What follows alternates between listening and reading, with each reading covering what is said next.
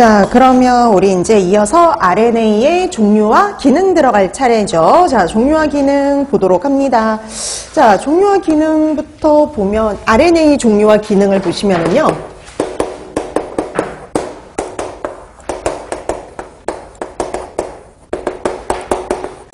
자, RNA 종류와 기능 봐주시면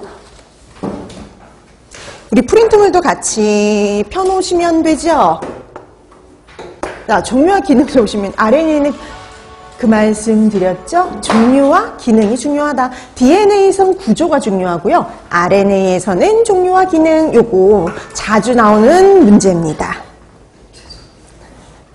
자, 그러면 RNA 보도록 할게요. 여러분, 제일 먼저 나온 hnRNA 같은 경우에는요, 우리 벌써 이건 끝났어요. 어떤 RNA예요? mRNA의 전구체입니다. 그래서 이 hnRNA를 가공해서 mRNA를 만드는 거예요. 그래서 얘 같은 경우에는 mRNA의 전구체라고 봐두시면 되는 거죠. 핵 속에 있어요. 그래서 얘는 핵 속에 들어있는 mRNA의 전구체다. 이 정도만 봐두시면 충분해요. 자, 그 다음에 이제 두 번째가 mRNA죠. 자, 여러분, M의 약자가 메신저의 약자예요. 메신저. 자, 그래서 메신저의 약자가 되다 보니까 말 그대로 뭔가를 전달해주는 역할이라고 보시면 됩니다. 자, 그래서 특히 시험 문제에 잘 나오는 건 기능하고 연결해서 되게 잘 나와요. 그래서 여러분들이 기능을 꼭 알아두셔야 됩니다. 제일 중요한 게 바로 이 기능이라고 보시면 돼요. mRNA는요, 기능이 무엇보다도 중요해요.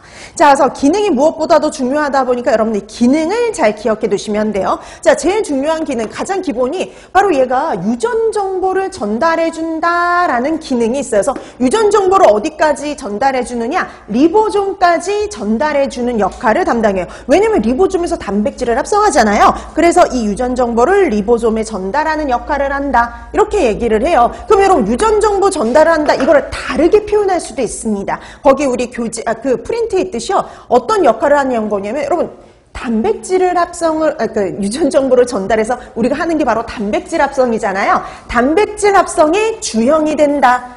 내지는 단백질 합성의 틀을 제공한다라고 얘기를 해요. 그래서 주형이 됩니다. 그다음에 또 하나. 여러분, 단백질 합성의 주형이 된다는 것도 어떤 의미로 해석할 수가 있느냐면 여러분, 단백질은 아미노산이 어때요? 여러 개 결합되어서 만들어지잖아요. 근데 이 아미노산 배열 순서에 따라 단백질의 종류가 달라져요. 그래서 우리가 이렇게 표현할 수 있습니다. 아미노산 배열 순서를 결정한다. 이렇게 말을 해도 상관이 없어요. 자, 그래서 우리가 얘 기능을 얘기를 할 때 세 가지 표현을 다 쓸 수가 있습니다. 그래서 제일 중요한, 제일 기본이 되는 유전 정보를 리보솜까지 전달해주는 역할을 한다. 이건 대놓고 직접적으로 얘기를 한 거고요. 그 다음에 간접적으로 이렇게 말할 수도 있어요. 그럼 유전 정보를 전달해서 하는 게 바로 뭐예요? 단백질 합성이잖아요. 그러니까 단백질 합성의 주형이 된다. 그 다음에 여러분, 단백질을 합성한다는 소리는 아미노산 배열 순서를 결정한다. 이렇게 표현할 수도 있어요. 다 같은 겁니다. 그래서 최근에는 요거 연결해서 제일 많이 나왔었어요. mRNA의 기능은 이렇게 해서 나왔어요. 아미노산의 그 mRNA 기능은 그래가지고 전달해주는 역할을 하죠. 유전 정보를 리보솜까지 전달한다, 운반하는 역할을 한다. 그게 답이었죠. 그 다음에 거꾸로도 나왔어요. 거꾸로도 뭐가 나왔냐면 이렇게 나왔어요. 유전 정보를 리보솜까지 전달하는 물질은 이렇게 나왔습니다. 전달하는 물질 누구일까요? mRNA. 이렇게 되는 거죠. 근데 이 두 가지, 특히 아미노산 배열 순서를 결정한다는 예전에 공개되기 이전의 시험 문제에 출제가 된 적이 있어요. 그래서 아미노산 배열 순서를 결정하는 물질은 이렇게 해서도 나온 적이 있습니다. 자, 이렇게 해서 mRNA는 기능을 기억해 두시면 되는데 그거하고 같이 기억해야 될 게 있어요. 바로 뭐냐? 코돈. 그러면 여러분, 이게 이 mRNA가 유전 정보를 전달해주고 아미노산 배열 순서를 결정한다는 소리는요.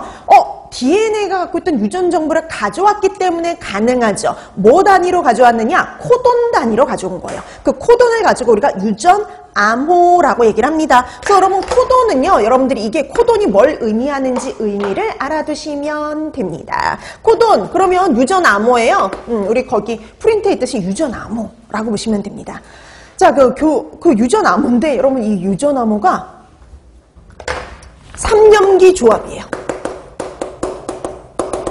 세 개의 염기가 조합된 거라고 보시면 되는 겁니다. 세 개의 염기가 모아져가지고요. 세 개의 염기끼리 짝을 지어서 하나의 아미노산을 의미를 해요.